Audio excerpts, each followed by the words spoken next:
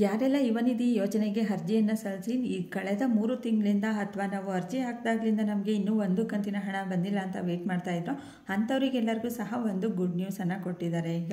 ಹಾಗಾದರೆ ಆ good news ಏನು ಅಂತ ತಿಳ್ಕೊಳ್ಳೋದಕ್ಕೂ ಫಸ್ಟ್ ಇನ್ನು ಯಾರೆಲ್ಲ ನನ್ನ ಚಾನಲನ್ನು ಸಬ್ಸ್ಕ್ರೈಬ್ ಮಾಡಿಲ್ಲ ಈಗಲೇ ಸಬ್ಸ್ಕ್ರೈಬ್ ಮಾಡಿ, ವಿಡಿಯೋಗೆ ಒಂದು ಲೈಕ್ ಕೊಡಿ, ವಿಡಿಯೋನ ಆದಷ್ಟು ಬೇರೆಯವರಿಗೂ ಸಹ ಶೇರ್ ಮಾಡಿ. ಕಳೆದ 3 ದಿನಗಳ ಹಿಂದೆ ಈ ಒಂದು ಯುವನಿಧಿ ಯೋಜನೆಯ ಪೇಮೆಂಟ್ ಸ್ಟೇಟಸಲ್ಲಿ ಒಂದು ಚೇಂಜಸನ್ನು ಮಾಡಿದ್ರು.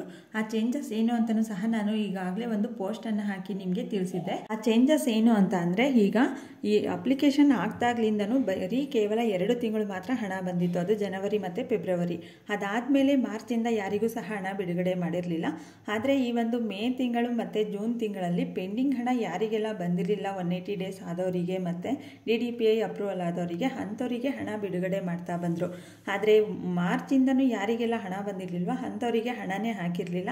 ಮತ್ತು ಸ್ಟೇಟಸಲ್ಲೂ ಸಹ DBT ಪುಷ್ಡ್ ಅಂತಲೇ ಬರ್ತಾ ಇತ್ತು ಒಂದು 2 ವಾರ 3 ವಾರದಿಂದ. ಆದರೆ ಕಳೆದ ಒಂದು 3 ದಿನಗಳ ಹಿಂದೆ ಈ ಒಂದು ಸ್ಟೇಟಸನ್ನು ಸಹ ಚೇಂಜ್ ಮಾಡಿದರು.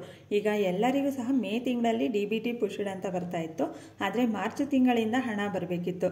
ಈಗ ಮತ್ತೆ ಈ ಒಂದು ಸ್ಟೇಟಸನ್ನು ಮಾರ್ಚ್ ತಿಂಗಳಿಗೆ ಚೇಂಜ್ ಮಾಡಿದ್ರು. ಮಾರ್ಚ್ ತಿಂಗಳಲ್ಲಿ DBT ಪ್ರೊಸೆಸ್ಡ್ ಅಂತ ಬರ್ತಾ ಇತ್ತು, ಆದರೆ ಇನ್ನೂ ಹಣ ಬಂದಿರಲಿಲ್ಲ. ಆದರೂ ಸಹ DBT ಪ್ರೊಸೆಸ್ಡ್ ಮತ್ತು ಪೇಮೆಂಟ್ ಸಕ್ಸಸ್ ಅಂತಲೇ ಬರ್ತಾ ಇತ್ತು.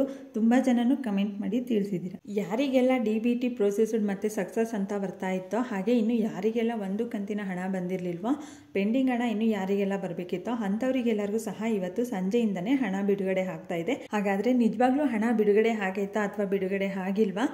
ಮತ್ತು ಈ ಒಂದು ಹಣ ಬಂದರೆ ಮೆಸೇಜು ಸಹ ಬರುತ್ತೆ ನಿಮಗೆ. ಆ ಮೆಸೇಜನ್ನು ಸಹ ನಾನು ಇಲ್ಲಿ ನಿಮಗೆ ಶೋ ಮಾಡಿರ್ತೀನಿ, ನೀವು ನೋಡ್ಬೋದು ಎಷ್ಟು ಗಂಟೆಗೆ ಹಣ ಬಂದಿದೆ ಮತ್ತು ಯಾವ ಒಂದು ಸ್ಕೀಮಿಂದ ಬಂದಿದೆ ಅಂತಲೂ ಇಲ್ಲಿ ಮೆನ್ಷನ್ ಮಾಡಿದ್ದಾರೆ.